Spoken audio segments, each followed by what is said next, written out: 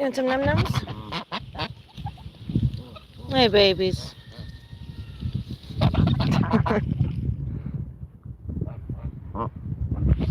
Hey, babies. Want some num-nums? Not my fingers, the food, Goofy. Hey, you two bullies. No bullying. Want some num-nums, Dino? There you go. You too, Rhino. Rhino? Num-nums?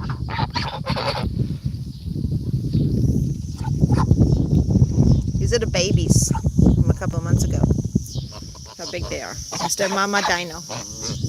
Layla, Layla. Layla, Layla. Hey, Spike. Hi, babies. Hi, babies. How you doing, Spike? Hi, Littlefoot. Hey, Ducky. There comes Pretty Bird. Fun. We get more food. We got one nums. Charlie. Charlie wants some food? Want some food, Charlie? Why'd you chase her off, Pretty Bird? It's not very nice.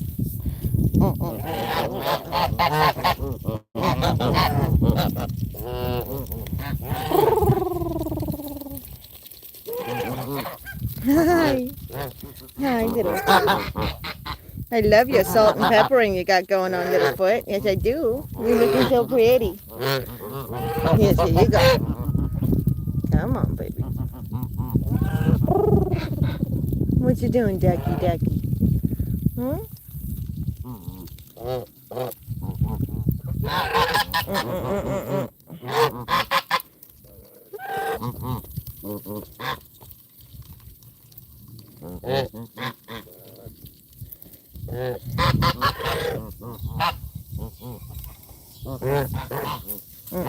on, Spike. Yo, be nice to Charlie. Spike.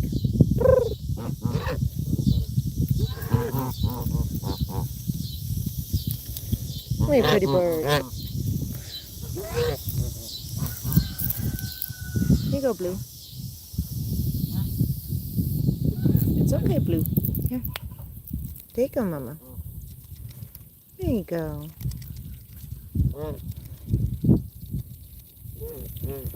That's my good girl. Hi, Blue. It's okay. It's okay.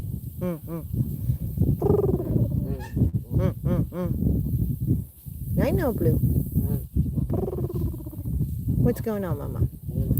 Want to get by? Go on. You're okay. Blue is probably my... I don't like to be touched by humans the most, or the least. Come on, babies. Come on, Littlefoot. Littlefoot.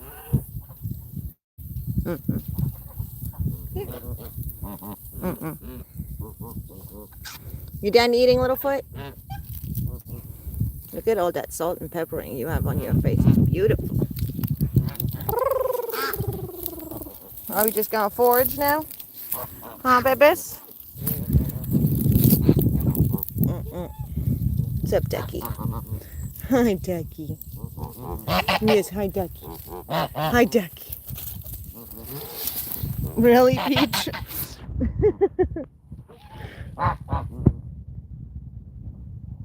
And some more now, Littlefoot? Ducky, Ducky.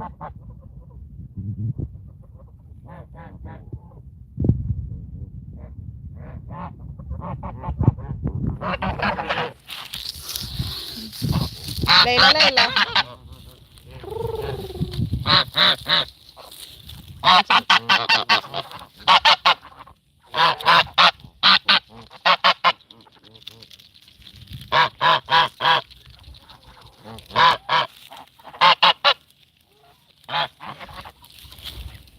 Hey, babies. Dodo, you want some num-nums? You want some num-nums, Dodo? Dodo, Dodo, Dodo.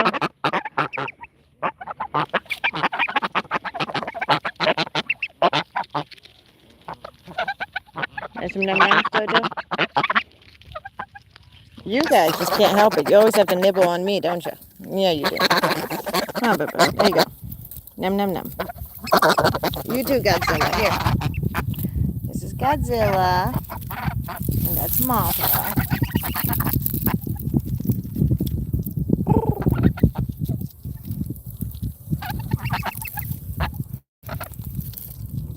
And we now have 17 geese, including the 2 little babies that we let Dino adopt. So the 2 that look a lot like Dino, which is, let's see, that one right there, and the one that's behind, the one with the orange beak. So not the one, this one, but the one behind her. That's Rhino and Grino, and Dino's right there. They look a lot like Dino, but they're actually not her children. They are her children by adoption, but not biologically her kids. You go, Squirt. No? Change your mind? You can see her think about it. Nope. I'm not surprised. Squirt's not big on hand feeding. That's just how she is. Huh? Yeah, Dodo. You want some more? Hmm?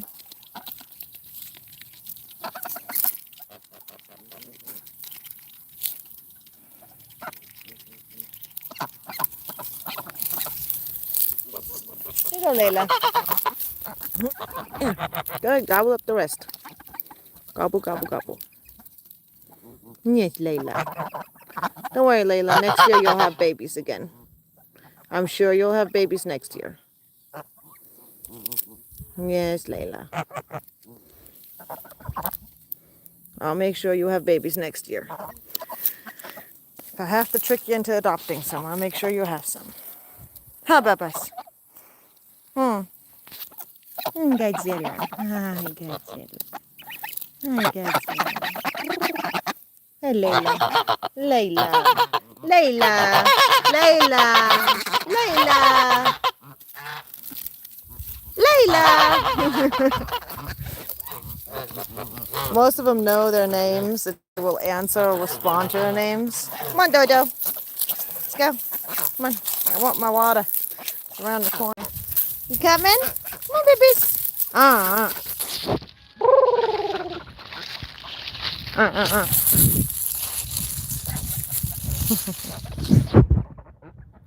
If anybody wondering, yes, this is my gaggle, as in my flock. Gaggle is basically what you call a group of geese. This is my gaggle. They are my birds. I legally own them, and I live in the US. And it's possible, if you go through the proper channels, to own certain species or breeds of animals that generally are illegal to mess with otherwise. So, don't want rope on the floor. So one of the things about these guys right here, sorry, I had to drink some water. So these guys right here are bar-headed geese. These 2 right here, they are, I want to say about, let's see, June, July, August, September. They're about 4 months old now. So, but they're fully grown. They're not going to get any bigger than this. We did get them specifically for 2 reasons. One, I always wanted bar-headed geese. I think they're beautiful. I think they're adorable. And these guys aren't even fully done with their development yet in the sense of their feathers.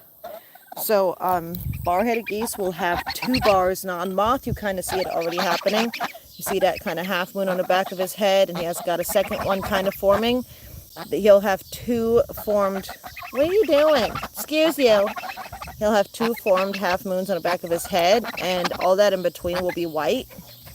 Whereas, like with Godzilla, you can kind of see the half moon starting to form, but it's not fully there yet, because this is kind of like their juvenile plumage. It's not fully there the way it's going to be once they're adults. Dodo right here is a Sebastopol goose. Oh, by the way, bar-headed geese are from the Himalayas. So they are, they fly, I'm pretty sure it's within the Asian continent. Like that's where they're from. No, that's not where I got mine from. That's where the species is from. And you can legally own them in the US. Depending on the state, there can be some additional requirements, but generally you can own these guys without a permit right now, unless there's been recent changes. Now, you can only own them if you got them from a legal breeder. That's very important. You should never, ever, ever, ever take any animal from the wild to turn into a pet. Okay, just to clarify that, that's generally illegal no matter where you are. I don't know about other countries, but in the US, it is illegal to take any animal out of the wild and turn it into a pet. That's just the way it is. It's actually illegal to take any animal out of the wild unless they require your help, and even in those cases, you're supposed to contact a rehabber.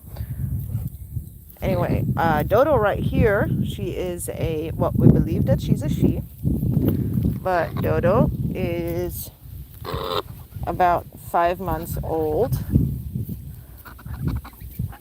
Dodo is a Sebastopol goose. To the best of our knowledge, she's a purebred Sebastopol. And as you can see, she has a very unique feather pattern. And what that actually is that their history is basically that nobody really knows exactly how or when or why they were created, like for sure. But to the best of our knowledge, the English discovered them in a small town called Sebastopol. This is based on the most recent research I've done. They were discovered in a small town called Sebastopol in Russia. And in this town, they had these Sebastopol geese with these fluffy feathers. And based on what they believe why they were created was basically whenever you breed geese back in the day. So imagine a couple hundred years ago. Watch yourself there, lady. Don't be mean. But back in the day when people owned geese, part of the reason why they would own geese was, of course, as an alarm system. Another reason was because geese would basically provide them with very high quality meat. They're very large birds who reach their full size within about 8 to 12 weeks. So it's a very fast turnaround time when it comes to them growing to like a good size when it comes to providing meat. I'm not saying I agree with it or disagree with it. I'm just telling you guys what the background on the geese is. So they were generally used for protecting smaller poultry like chickens and ducks. They were used for their meat, for bread for their meat. They weren't really bred for their eggs, some a little more than others, but generally geese don't produce nearly as many eggs as chickens and ducks do. And generally geese were also bred for their feathers, for their down. Now, if you guys probably have heard of down jackets or down pillows or down blankets before, and the down of the goose, the down basically is what they have underneath that top layer of feathers. And underneath there, they have these super, super soft feathers in there that look like this. There, like there's some sticking out right here. Y'all see that? Those super fluffy ones right here, those are down feathers that are sticking out here. Okay? And these basically insulate these birds and keep them extremely warm. Now, generally, you only get so much. You having fun there, Dodo? She loves yanking on fabrics. Dodo. Anyways, generally you're only going to get so much down or so much usable feathers from each goose. So, because they do have a lot of flight feathers and such, you're not going to get a lot of feathers for stuffing jackets, blankets, and pillows from one goose. So basically the idea was that you didn't want to have any waste when you were going to be using an animal for your family's survival. So they created the Sebastopol, and they believed to have been created this way to basically have more down. As you can see, her feathers are very all over the place. And actually, these are super soft. Like, we're talking, these are extremely soft. And she basically, therefore, the feathers that normally would be very tough on a regular goose. Dodo, stop trying to steal my phone out of my hand. No, Dodo, you can't have it. What are you doing? No, you can't have it. You are such a mischief, you know that? No, you're such a mischief. You're such a mischief. Dodo. Dodo. Dodo. Dodo. Anyways, so basically, by the way, she's not biting me. She's trying to play with my clothes and stuff like that. Like, she's not biting down. Like, even on my hand where she was just nibbling. Like, this is not from her. But, like, this is, I have no marks. Anyway, trust me, if a goose bites, you'll know. Anyway, so they basically created these birds. It's believed that they created these birds to basically be able to utilize more of their feathers for down so that they could use them for more blankets, pillows, jackets, and such, and for basically, you know, keeping their family warm during basically Russian weather. Now, this is what they believe because the English discovered them in Sebastopol where they'd been created, believed to have been created by people from Russia, but nobody really knows for sure. Once they found them there, the English then took it with them. Shocker. You know, because we've never heard of one country coming into another country and then taking stuff with them that they didn't make. Anyway, they took them with them because they thought that they were really pretty and very useful, and basically started kind of combining them their own way to create their own version of them, which kind of destroyed the original version of the Sebastopol goose. Well, it definitely altered it. I wouldn't say necessarily destroyed it, but it altered it. And then when the Americans got a hold of the Sebastopol goose, they were trying to recreate the Sebastopol goose that was originally created by what they believed to have been created by the Russians. So therefore, the Americans then went and started crossing the Sebastopol goose with another kind of domestic goose to start bringing back the pattern, the feather pattern and everything else that they believed it was supposed to be like originally. And now you have a bird like Dodo. Basically, Sebastopol geese, they lay very few eggs. They're very difficult to breed, so they're pretty high value. Even nowadays, a very, like from a good lineage, a Sebastopol goose can go from like anywhere from like a gosling, like a purebred Sebastopol gosling, can go anywhere from like $50 to like $300, depending on the lineage and like the quality of the parents. So anyway,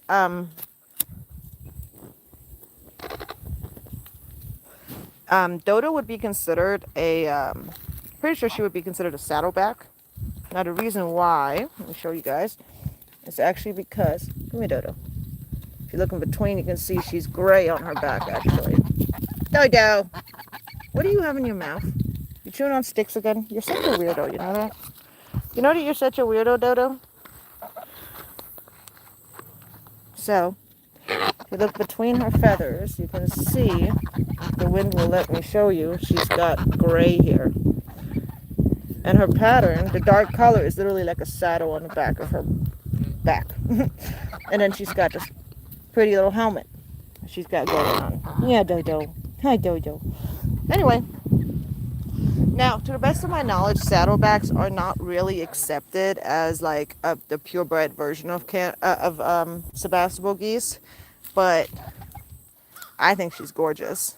I did not get her because she was pure. I didn't get her really for no other reason other than that I thought that Sebastopol were beautiful geese, and I wanted to add one to my gaggle. One of the reasons is because, you know, you never know. I mean, I would love to have babies from Dodo and see what they turn out to look like. But let's see. Another goose that we have in our gaggle is Squirt. Now, Squirt, the reason she has that name is because she is just a little squirt of a goose. Not quite a whole sip. Like, she's like itty bitty tiny. And I'll show you guys. Squirt. Hey, pervert. Yes, I know. I know you're such a good protector. This is Squirt.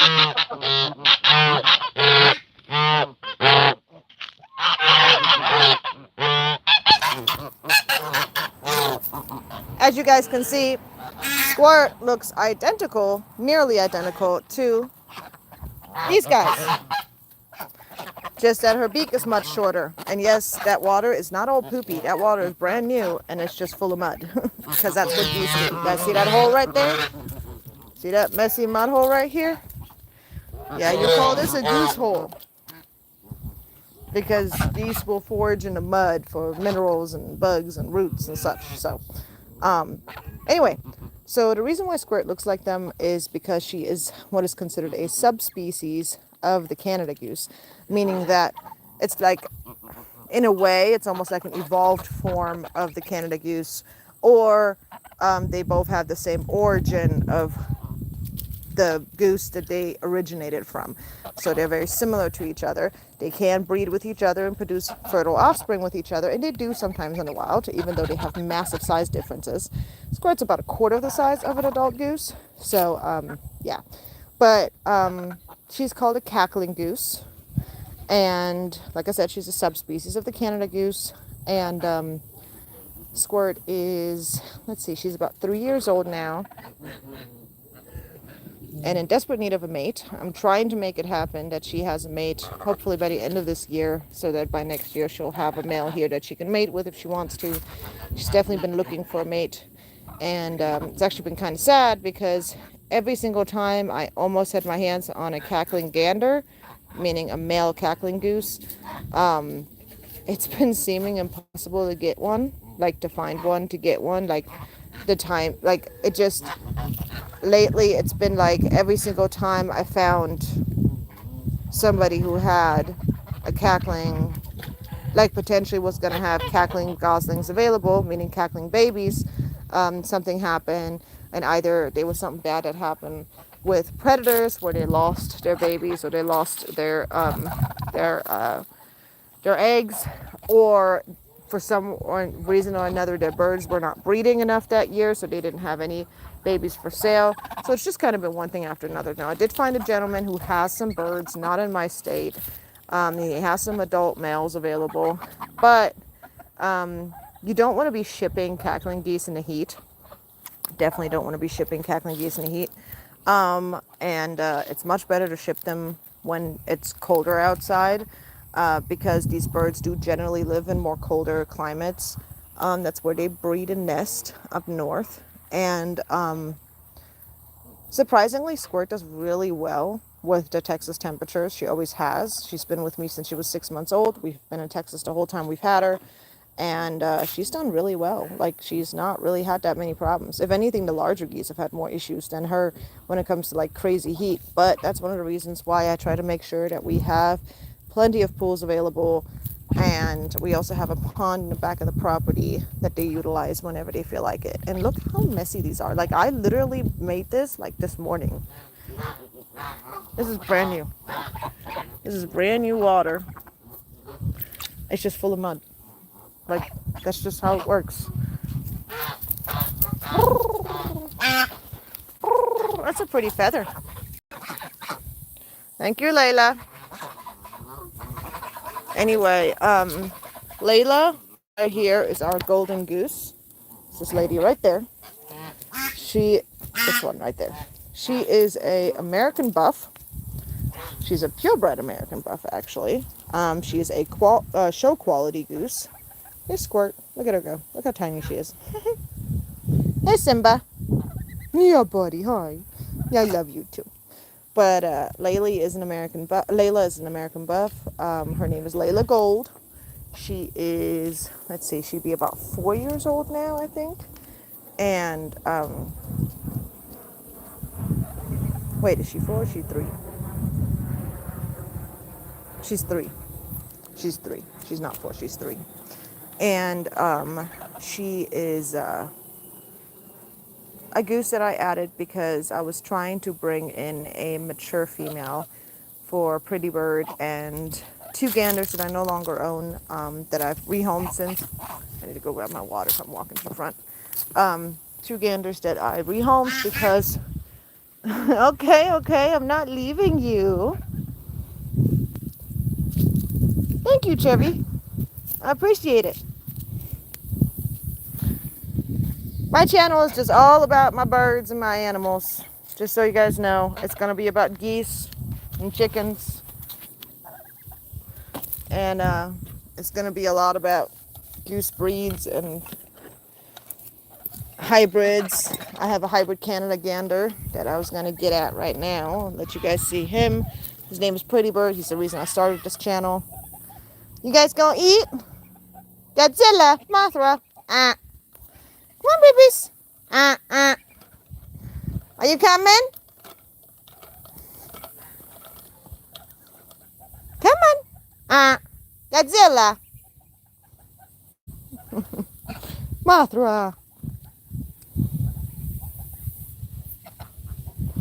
Godzilla.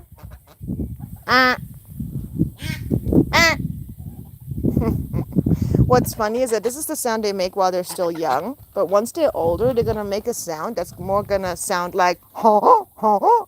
Like, it's really funny. If you look up bar-headed honk or bar-headed goose honk, you'll find that like they have a really funny honk. Hi Dodo. Dodo. Hi Dodo. Hi Dodo. Hi Dodo.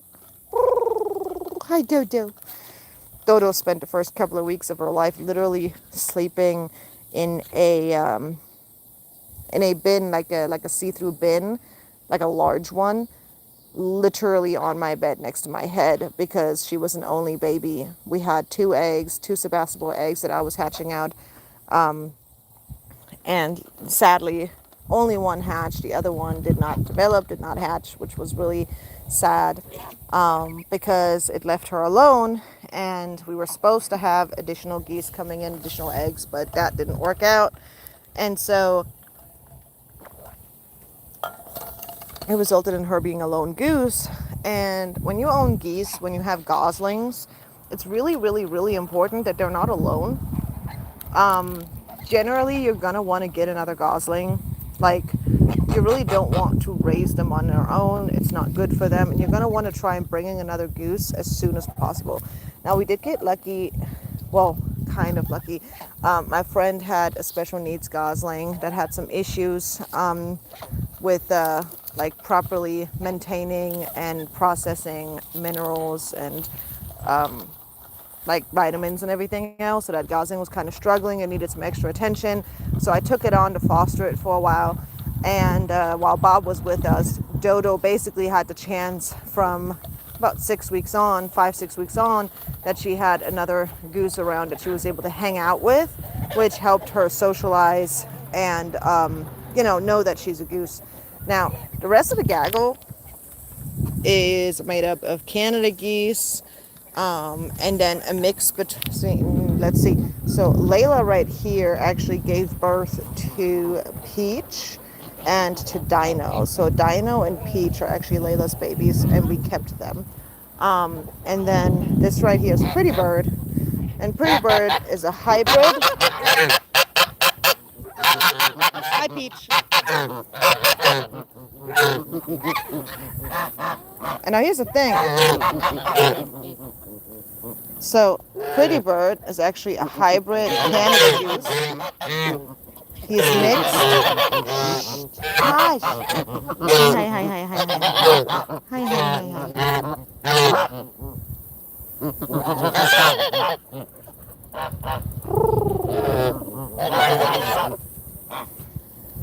Are you done?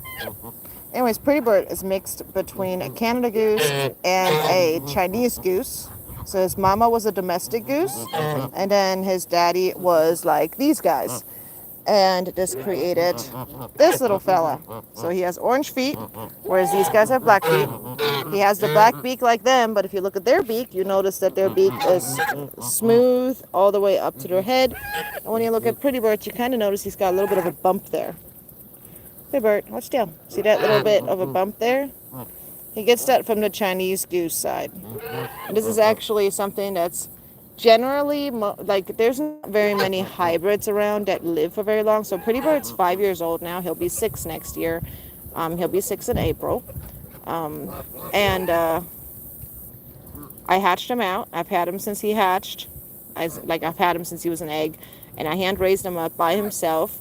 So he was a lone gander. He was a lone gosling. And he was actually alone till he was about 2.5 years old, almost 3 years old. about 2.5. Um, let's see, almost 3, like 2 2/3 years old before I got him his first goose friend, which was actually little tiny Squirt over there. She was actually the first goose friend he ever had. And it actually took him a minute to figure out that he was a goose, that he was a gander. And so he actually didn't know that he was supposed to be mating geese, and he actually was attempting to mate me. Now, not in some weird way or something like that. Basically, he didn't understand that he should not be trying to get me to want to be his mate. Like, he was asking me to be his mate by dipping his head and things like that in the water, and basically doing what is considered a mating dance in the goose world. And basically, once I brought in, first I brought in Blue and Charlie. Blue and Charlie right here, they're sisters. And I brought those two in. So then it was Blue and Charlie, Squirt, and Pretty Bird. And they also had 2 African ganders that I'd brought in with Blue and Charlie, which was Delta and Echo. Now, Delta and Echo, sadly, what ended up happening with them is they ended up being so bonded and so like attached to each other and so tight knit that they started doing everything together. Now, when I brought in Layla, which was during breeding season when everybody got mature, so Pretty Bird was mature for breeding, Delta and Echo were mature for breeding, and then I brought in Layla because she was 2 and she was old enough to breed, because Squirt was too young and Charlie and Blue were too young to breed. And both the males were super ready to breed, and so was Pretty Bird. He's also a male. And so in that situation, what ended up happening is that initially they were just kind of fighting like they would normally do. One male against one male, and then whoever would win would fight the other male, and whoever would win then gets breeding rights kind of situation. The problem is that with domestics, they don't generally stick to just one female and one male. The males are more in a sense of having harems rather than being monogamous.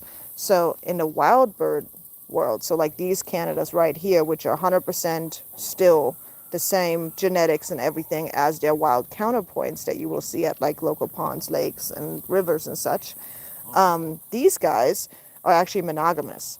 Domestic geese were created from the wild version of geese, and humans domesticated them over thousands of years. And because ganders are so protective of the nests and of the eggs, they basically started breeding them in a way where they started breeding out that monogamy within those geese, so that over time, wait a minute, where's my other one? Oh, there he is. Okay. So that over time, they were able to keep, say, like 6 females with one male, and that one male would have babies with every single one of those females.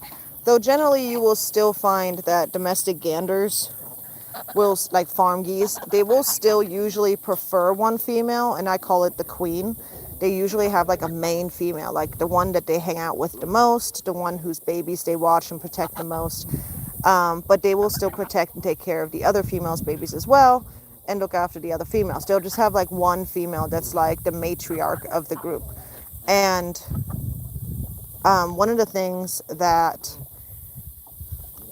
basically happened with us with our geese was that our 2 ganders, who by the way were both supposed to be females, they were not supposed to be male initially. I'd gotten them so that Pretty Bird would be capable of having a mate, because it takes Canada geese 3 years to mature, and it only takes domestic geese 1 year to mature. So wild geese take significantly longer to mature before they're mating and having babies. So I wanted Pretty Bird to have choices, and it backfired because they both ended up being male. And then they ended up getting so bonded, those 2 males, that they ended up doing everything together. And by everything together, I mean they were starting to fight him as a team. And when they would fight him as a team, mind you, African ganders, these are production Africans is what they were. African ganders are very large. They were bigger than him. And so they would fight him together. And Pretty Bird would hold his own really well. But there were times where they'd come in together and like beat him up so bad where like he would be injured, or he would nearly die on me, because they were beating him up together. And they would continuously do that, rather than taking a couple of fights and accepting the outcome of the fights, they would not. They basically, their instincts are kind of like broken because of domestication, where like, well, not in all of them, but in some of them, where like they don't just accept that like, hey, I won, now I'm going to mate this female, now she's mine, and I'm only going to fight him if he comes close to her. Rather than that, it's like they kind of don't understand that they don't need to fight for every single time they want to mate. So that ended up happening, and it ended up just getting to the point where it was really dangerous. Now Pretty Bird is my first goose, and he is my main goose. Like, that's my baby right there. Like, I raised this goose from scratch. He's got an attitude. He is difficult to deal with around breeding season, but I love him, and his behaviors are 100% supposed to be the way they are. He's supposed to be defensive. He's supposed to be aggressive around mating season because that's how they protect their mate and their babies. He's an exceptionally good leader for his Gaggle. He's exceptionally good at protecting his babies. He's never lost a baby. So Layla right there actually did mate with the African ganders, but the African ganders decided not to protect their babies. They did not protect her nest, and they did not protect her babies. And when they would not protect the eggs and would not protect her, he stepped up and he started protecting her nest. And when she saw that, she started accepting him as being a better father and a better choice as a mate. So what ended up happening is that she hatched out, I think it was like 7 babies that she hatched out. We hatched 3 inside and like 7 outside, like, I'm not even kidding. So 3 of them we hand raised, 2 of them went to my friend's house. 1 of them we kept, that's Dino. And then she raised 7 of them. And the one that she bonded with the most, which was Peach, we allowed her to keep. So Dino, Layla doesn't even know Dino's her daughter, but she knows that Peach is her daughter. And Peach stayed with us because they were basically besties from the get-go. Peach never left Layla's side, was always with her, super attached. And Pretty Bird ended up raising the babies with her as though they were his. And out of all 7 babies made it to adulthood. And then this year, when Dino adopted those 2 earlier this year, Pretty Bird stepped up again and then helped Dino raise her 2 babies over here and kept them safe. And again, as you can see, these are nearly adults now, and they're almost fully grown, and they're healthy and doing well because he is an exceptionally good father. So, but sadly, because Delta and Echo was so aggressive, I ended up having to rehome them because, well, I could not allow that to happen for 2 ganders to team up who are very large, who would not stop fighting, and to potentially kill Pretty Bird or any other goose for that matter. I mean, they were sharing everything, including mating rights of Layla. And one of the things that I wanted to see is have them go somewhere where they could have their own Gaggle. Basically, when I say that, what I mean is that have them go somewhere where somebody would have either a whole group of females where they need a male, or somebody that wants to start up with geese, because they weren't super aggressive towards humans or anything. They weren't like crazy with humans. They were actually fairly mellow with humans even during mating season. The issue was that they basically need their own group of females without any male counterparts because they kind of work together. Imagine it kind of like a lion pride when you generally a lion pride is led by 1 lion, but once in a while you have these like brothers, like 2 lions or 3 lions that work together and they share a group of females. And that's kind of how Delta and Echo are, where even though normally it would be 1 male that would have a group of females or 1 female for himself, those 2 basically were so bonded that they were sharing everything. And that's what I'm hoping that would end up happening. But my end goal here with my birds is, my main thing is this is my hobby. So like I love these birds. Like these guys are hanging out with me the whole time while I'm talking. I hand raised these guys this year. And this is how I raise all of my birds. And eventually they do become more independent in most cases. Some of them will stay more on the tamer side. Some of them will, like almost every single one of these birds will eat out of my hand. Okay. And I can touch every single one of these birds generally. Very few of them have kind of that personality where they just don't want to be touched, they don't want to be messed with. And most of the ones that are like that were not raised by me. But if need be, I can handle any one of these birds to, like, say, give medical care or something. But I tend to avoid forcing them to do anything just because these are not puppies. These are not cats. These are geese. And geese have a very different way of showing affection. Like, for an example, this.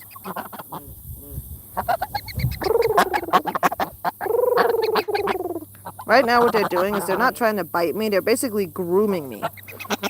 Now, because I don't have feathers, they don't understand that they're actually nipping at my skin and not at my feathers. So they don't understand that they're actually pinching me sometimes, like say right now. And I actually have an itch right there, so it actually feels great. You know how like sometimes you have an itch on your palm and you got to use your teeth to like scratch it? Yeah, if you got a goose, just let the goose nibble on it. Perfect.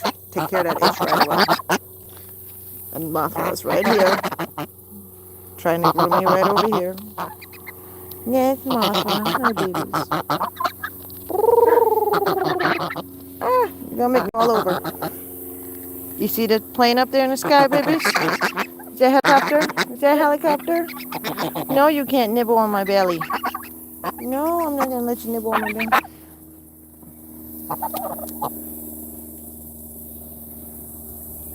See, these guys are all hand raised. They're all tame.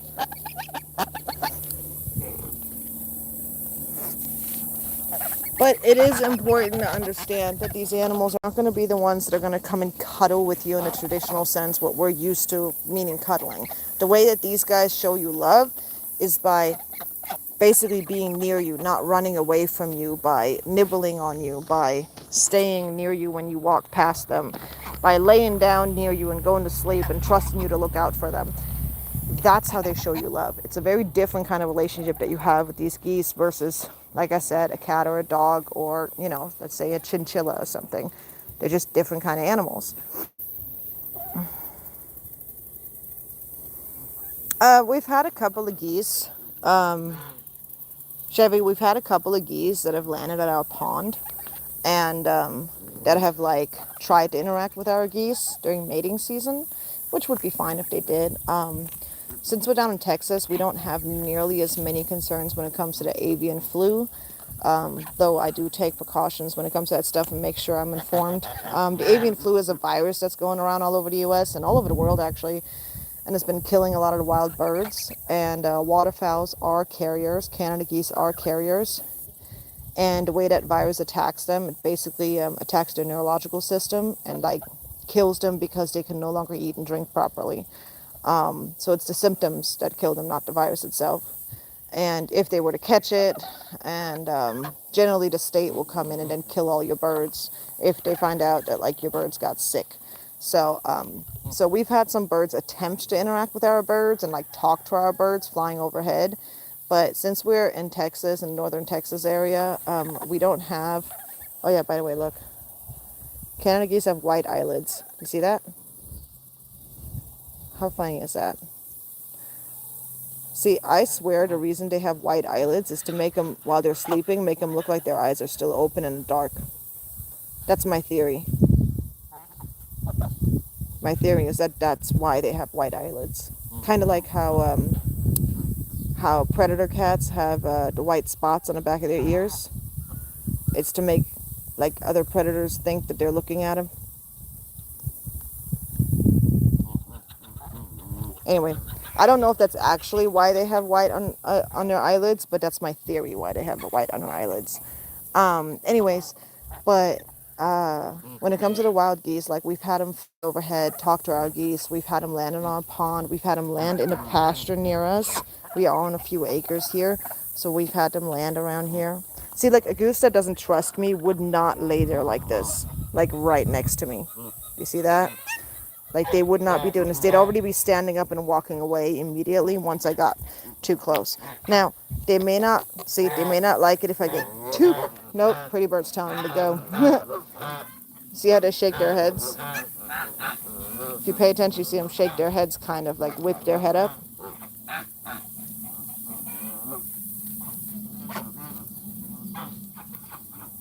And basically, it's a Canada Goose's way of saying, hey, come on, let's go. Anyway, but yeah, we've had a couple of geese try to join and stuff like that, but we've not had any actual joining happening. But they'll talk to each other and stuff like that. I trim my geese's feathers, their flight feathers, so I limit their flight. And the reason I do this is for their own protection. With it being September, we're getting really close to goose season again, to goose hunting season. And I happen to own some very unique birds, not just the Canada geese themselves, is what I'm talking about. The Canada geese are obviously very common, but Pretty Bird being a hybrid, he would be considered like, that would be considered a trophy for a hunter. Or like Squirt, my tiny little cackling goose, would be considered a serious trophy for a hunter. Or if these guys flew off, they would be considered a trophy for a hunter. So I do my best to keep, well, it's getting darker now. So the birds are actually going out on pasture to lay down so they can see their surroundings and see further so that they can basically watch out for predators better. It's one of the things geese will do. They like to sleep in open areas or on water.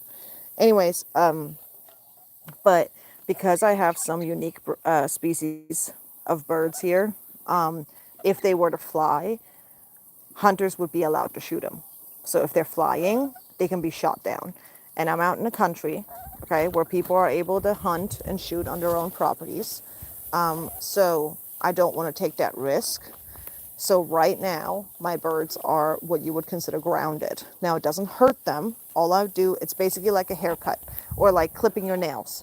Okay, as long as you don't clip too far back and you make sure that you clip the right ones, it's not going to hurt, it's not going to be uncomfortable, and it's not going to really affect you in like a bad way, in a sense of like pain or discomfort or anything. Now, two of my birds are permanently grounded. Of my Canada geese are permanently grounded. And this is because something I didn't know at the time, the breeder that I was getting them from was actually doing something called pinioning, where when they're babies, they clip off the very tip of their wing. And I'm not talking about the feathers, they're actually cutting off the cartilage of one of their wings. So the very tip of one of their baby wings, right when they hatch, day one, they clip off the very tip. And what it does is once they're adults, their wing grows in and it does not grow past their elbow. So like if you were to imagine like this being like the middle of a bird's wing where it like folds and goes up against the arm, right? Their wing stops growing where I got those two moles above each other. That's like where their wing does not exist. The rest of their wing is not there. And that's because the breeder had clipped the very tip of their wing off when they were babies, and therefore prevented their wing from being able to grow in all the way on one side. So two of my birds are permanently forever grounded. Now, the person who bred these guys also had offered to have these guys pinioned, and I specifically requested that they do not pinion these birds, and they were so kind to oblige and to not pinion them. And so what I do instead is these birds only grow back their flight feathers once a year. So, come here. So what I do is I just trim their flight feathers. So on one side, you can see those long feathers coming from one wing, but they're not there on the other side. Same with this one. We got long feathers on one side, but not on the other side. And the reason why is because I will have my daughter help me hold them, and we carefully pull out the wing, like extend the wing, not pull it out, but like extend the wing. And then you cut the feathers at a certain line. It's very important to know where to cut, and trim the wing feathers. And actually, I'm pretty sure I made a video or a live. Actually, I think I did a live when I trimmed my Canada's wings this year. So to try and show people how it's done and how I'm handling the birds, even the ones that are more skittish and don't want to be handled. But by doing that, now my birds are temporarily grounded. So they're temporarily grounded until next year. And that way, it also gives me some fluctuation where, like, say, if I were to move onto a different property and I were to end up with, like, let's say, let's say I win the lottery and I end up with 200 acres of land with like a massive lake on it and stuff like that. And I decide that that's enough space for my birds to be allowed to fly. Okay. I could let my birds' wings grow out and my birds would be able to fly then. And like no permanent damage is done by me trimming them once a year. Does that make sense? Like, it's something that I prefer doing that way. Just, you never know in my head, so I much prefer just having them grow out and then I trim them once a year after they molt. You guys gonna go visit the chickens? Huh? Anyways, that's what I much prefer doing. Oh yeah, they trust me a good amount. Some of them trust my daughter more. Some of them trust me more. Some of them trust my son more. See, that one's crying now because I walked away. What is it, Moth? What? What? What? You coming, Dodo? Hi, Dodo. Hi, Dodo. Dodo. Dodo. So Dodo is obsessed with my son, my 15-year-old. And whenever he comes outside and says, hi, Dodo, Dodo starts like yelling and running towards him. Like, she gets so happy. Like, she starts yelling, like just exclaiming super loud. And she only does it for him. And it's super cute. Dodo. So like Dodo will never be able to fly because, of course, the kind of feathers that she grows keep her from being able to fly because there's no seal happening along the line of flight feathers. Therefore, she will not be able to fly. Whereas these guys, if they were able to fly, bar-headed geese are actually the highest flying goose in the world, and they are believed to be able to fly. Well, they're not able to fly. They are believed to fly above Mount Everest. So what is that, like 35,000 feet and above? Like, they're flying really high. It's the highest flying goose in the world. So they're exceptionally special because they have a special way of processing their oxygen and a special way of basically processing their body heat. So they can deal with extreme colds and they can deal with super thin air, like air that does not have much oxygen in it. So they're actually super fascinating. That's one of the reasons why I wanted them in my gaggle. And then also what I was going to include here before I get off, because I got to get off here. Yeah, I got to go take care of something. But one of the things about my hybrid gander, Pretty Bird, he's 5 years old. And the thing is that most of the time, most people who breed exotic birds, which is things like Canada's, bar-headeds, cackling, those kind of birds, that are generally not considered domestic geese, and that where their species exists in the wild, specifically how they are. They exist in the wild as a wild bird, and they've not been altered by human captivity. One of the things about the hybrid, variation is that exotic hybrids generally are an unwanted bird. So generally people will breed only purebreds. So if they have two of these guys, they will only create more bar-headed geese.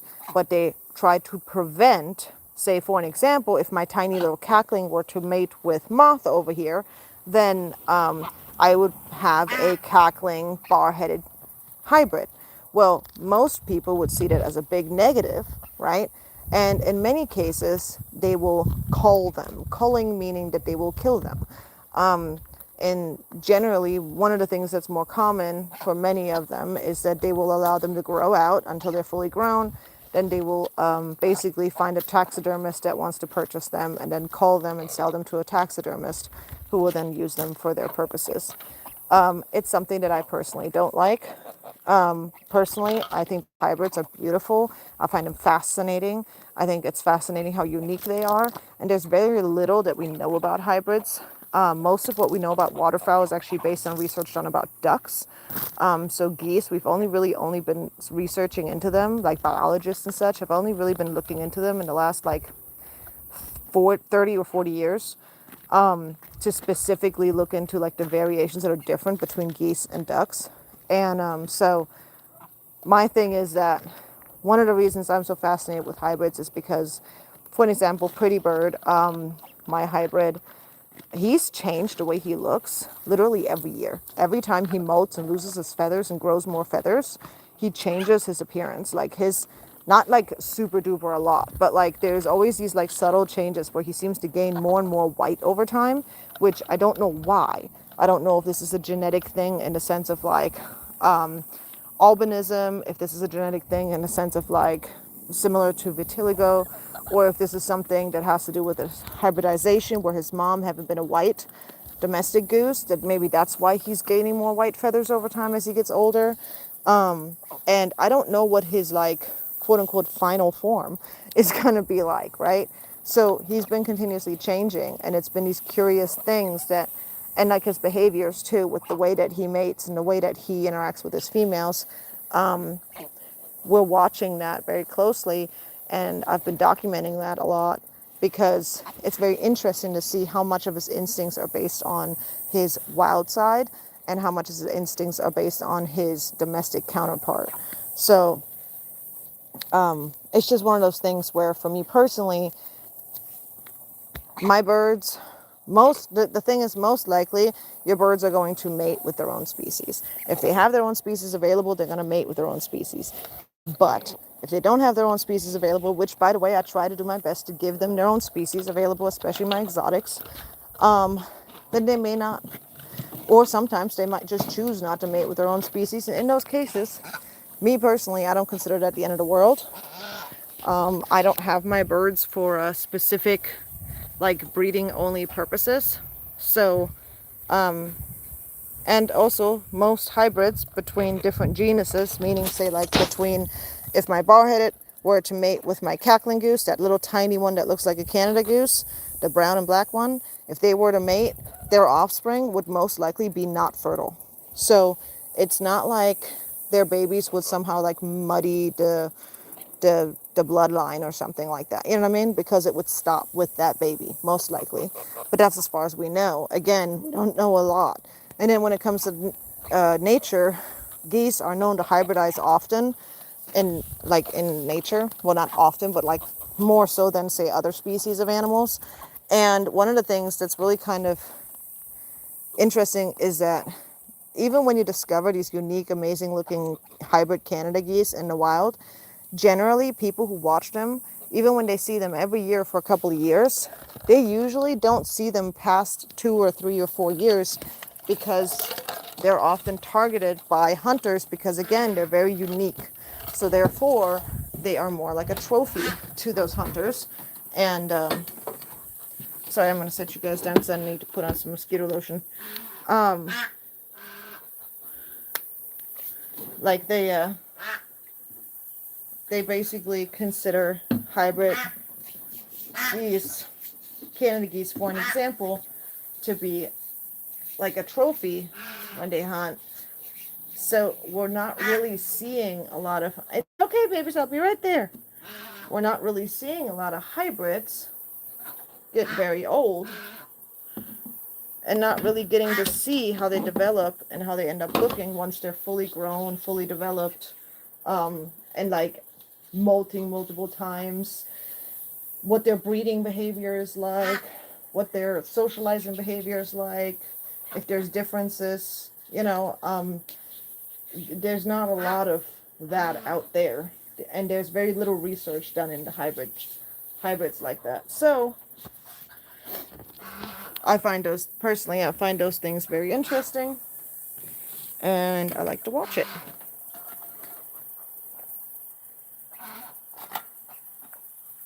That's very true. Hi, Seraphim. Very true.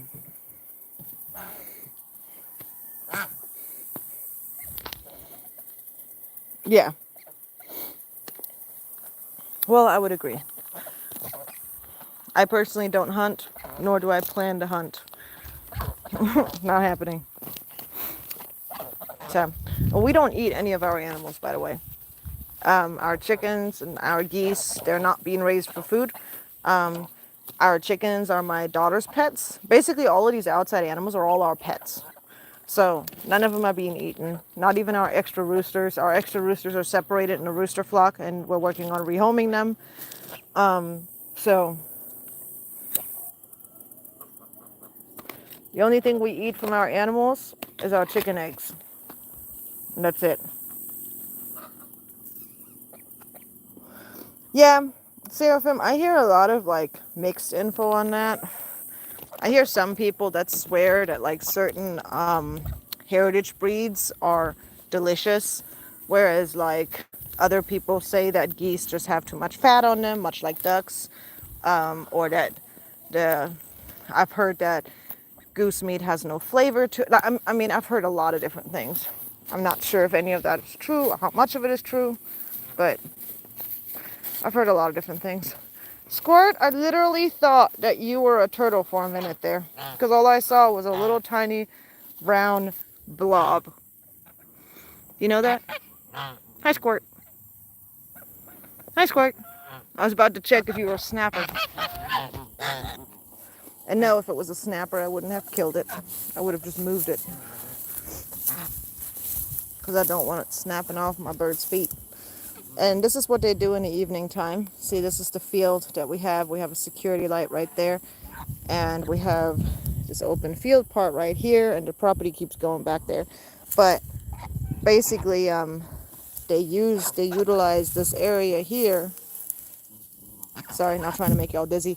To basically go to sleep until I get the enclosure ready for them to go to bed.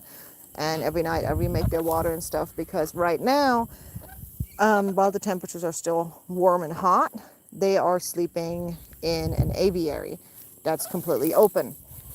I started doing that last year, because when you keep them in a coop when it's really hot out, it's significantly more likely for them to get upper respiratory issues or overheat, especially these animals that are generally much more cushioned with layers for staying warm. So by keeping them outside, they, even on the hot days, they have been getting to benefit from like the fresh air at night, from the breeze at night, which they wouldn't be able to benefit from if they were in a coop. And then for my chickens, something that I did is, the babies are all over there. We've got 17 now. Seraphim, how many geese you got now? I had to add 2 more babies. Did you know that? Dino would not get off the nest right when the temperatures were insane. It was so hot here, and she would not get off the nest, and she wasn't eating and drinking properly. Even when I took the eggs, she wouldn't get off it. So I had to go and get her 2 babies from a Tractor Supply, and it was right towards the end of goose season. So I literally got so lucky that I found any babies and went and grabbed them. And of course, they turned out that the only ones that were available were the little production African Chinese mixes that they have at Tractor Supply all the time. So I went back on my word and I got me some African/Chinese geese again. But see, for this coop, to help the chickens with the heat, one of the things that we did is we took off the whole door, and we literally turned this whole thing into a screen door. So they have basically a massive window in the front that helps them stay cool as the temperatures were super hot.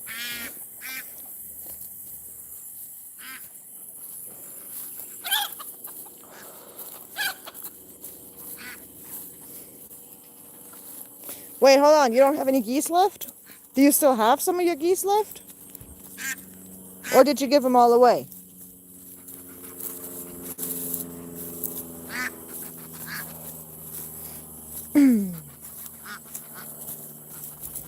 Now I'm curious. What happened? Where are your goosies?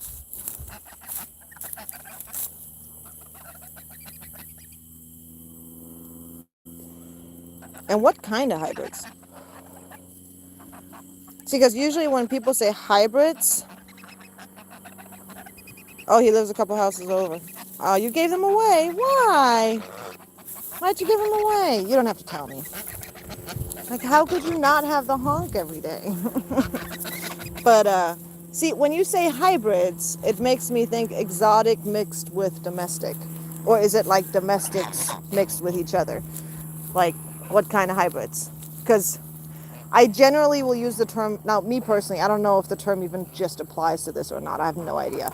But generally when I say hybrid, I mean an exotic species mixed with another species, or an exotic species mixed with a domestic breed or domestic species. Ah, I see. Brown Jennies in Toulouse. Oh shoot, they're selling the house. Are you moving with them?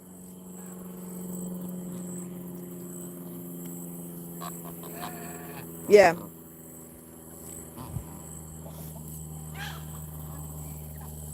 All right. So you're losing access to land right now?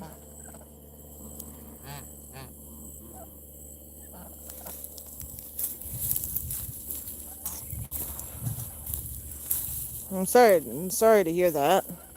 That sucks. Sorry to hear that you had to let your geese go. Will your friend let you take back your like favorite pair? I know you love the parents a lot. Like, do you think your friend, if you manage to like build back up and get to a point of having like an acre or half an acre or something, do you think your friend would let you have your pair back?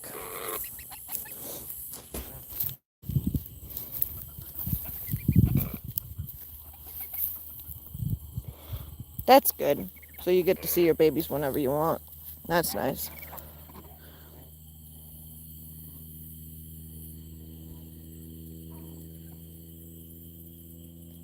That's good. At least they're not gone. At least you didn't have to give them to a stranger. You know.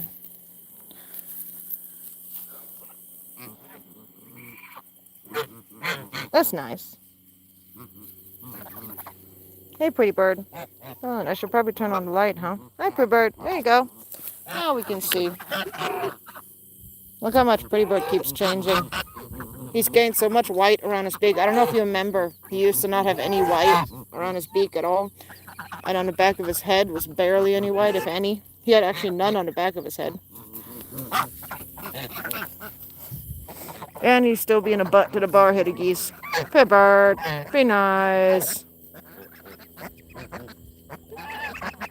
Thanks for hanging out, Chevy. I appreciate you watching the video.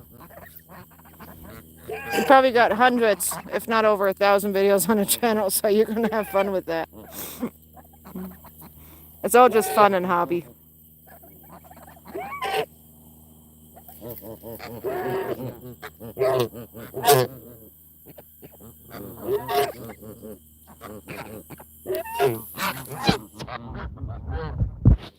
Wait, hold on. GCCs, what is that?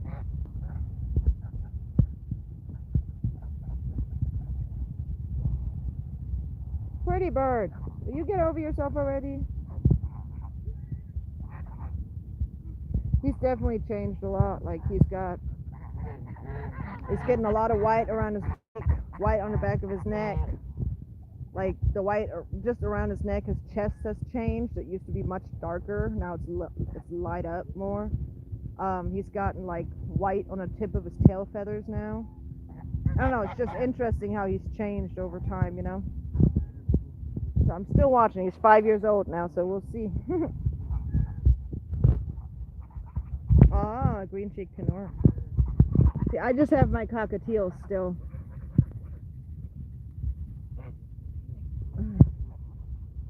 Still, maybe one day I'll have myself an African gray or a galah. It's one or the other. I like the mischievousness of the galahs, but I love how smart the African grays are. But if I'm gonna do that, that's probably gonna be the animal that I'm gonna get once my kids move out and I'm an empty nester and I get desperate for having something like a baby. Hi, Bubba's. Hi, Bubba's. What do you think of these guys? Aren't they cute?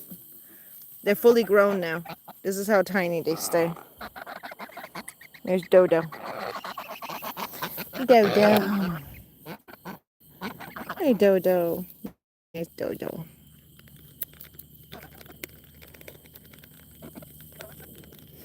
Aren't those bar-headed geese freaking cool?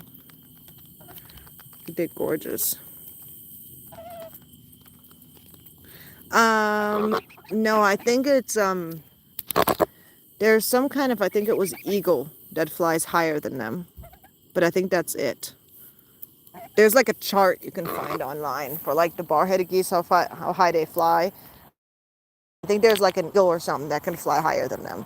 But I'm pretty sure that was it. But it's pretty cool though, because they have like this whole process of how they process oxygen. And they have like a completely different mechanism within their system than like the regular geese do. And it's crazy. It's fascinating how these guys are different. And their wingspan is very different size-wise. Like, I don't know. I don't know.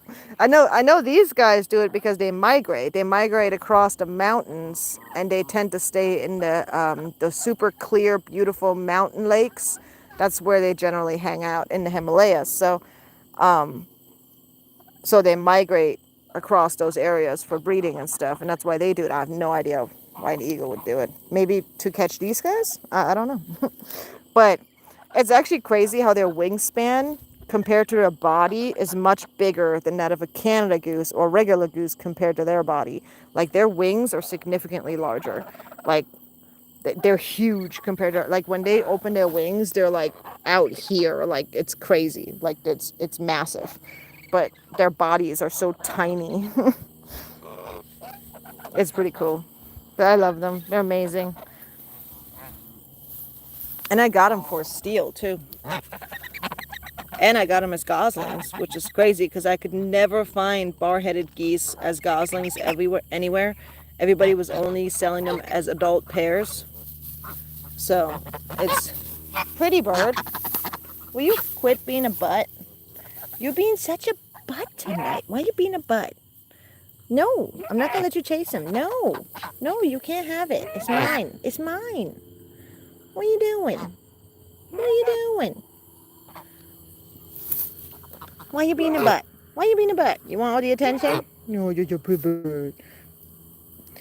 Poo bird.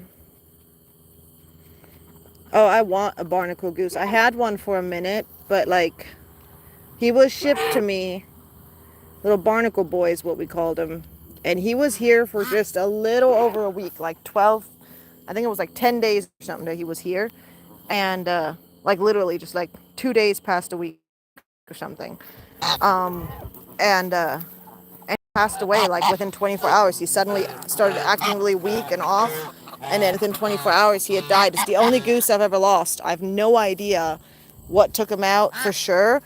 But one of the things I did discover was that the area where I was keeping him in, the water I was keeping him in, after he passed away, like that same morning, and I went to go clean the water before letting the birds out because I had brought him inside in the kennel. And I went out to go clean up the area and stuff like that, and I moved the pool, and I realized there was a bunch of worms in that area.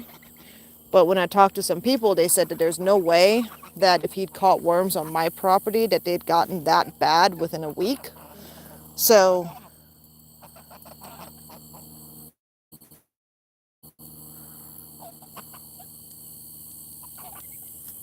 Mike, one Mike. Shoot. Okay, guys, I gotta be back in just a second. 1 second. Look at that. 1 second. I gotta call my daughter. She loves, darn it, she loves the universe and stuff.